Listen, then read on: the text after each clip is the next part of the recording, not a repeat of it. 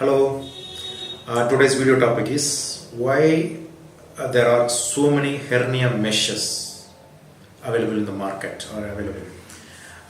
This is a very frequent question. Most of the patients ask us what type of mesh you are going to use, what is the cost involved, why the hernia cost differs in every places. They will ask these questions. First we should know hernia. In the previous videos we have talked about why hernia happens, there are different types of hernia. As you know, the hernia is because of some weakness or defect in the muscle or anywhere through which the internal organs is squeezed out.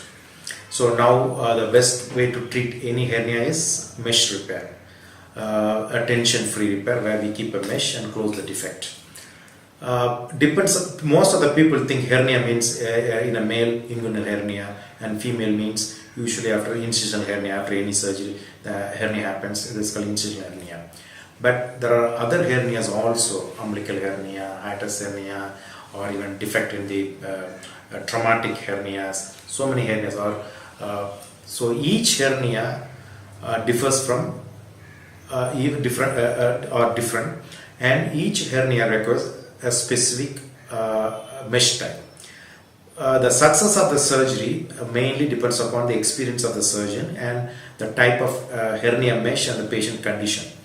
That is why in every year you can see so many new meshes are coming. The simplest mesh is made up of proline. It's a non-absorbable inert material. It's a very simple. It will look like a real mesh, simple mesh we call that. There are advanced meshes where these meshes usually when we keep inside the abdomen or inside internally, these meshes should not react. These meshes should not be rejected. These meshes should not hinder the other functions of the organ. So these special meshes are entirely different. So if the patient is very young and is an uncomplicated hernia and the muscle tone is good, or if they are going to do a open hernia repair, then you can use the simple proline mesh. But the other way, suppose somebody's muscle is so weak, especially women after childbirth, their muscle becomes flabby, or because of the previous surgery, previous incisions, that area becomes weaker, or because of the previous surgery there will be a lot of adhesions, a lot of bleeding will be there. Or if you keep the mesh inside the abdomen or inside any cavities, they can react and they can disturb the functions of the other organs. Suppose we keep a mesh inside the abdomen, the intestines can come and adherent to that, or they can, once they adherent, they can push the mesh away, or if because of adhesions they can keep on giving any chronic pulling pain.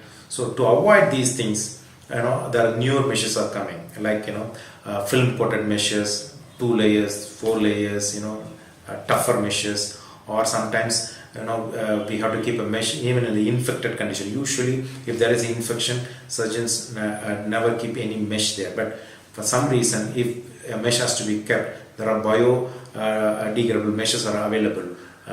They can withstand a little bit of infection.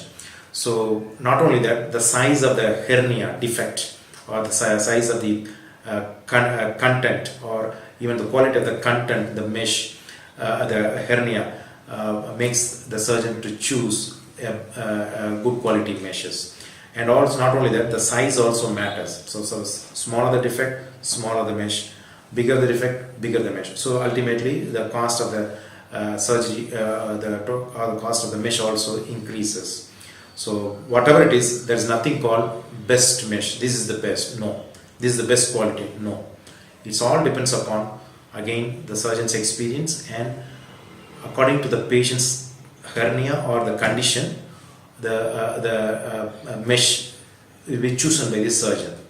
So that is good for the patient. There is nothing called best for the patient. Thank you.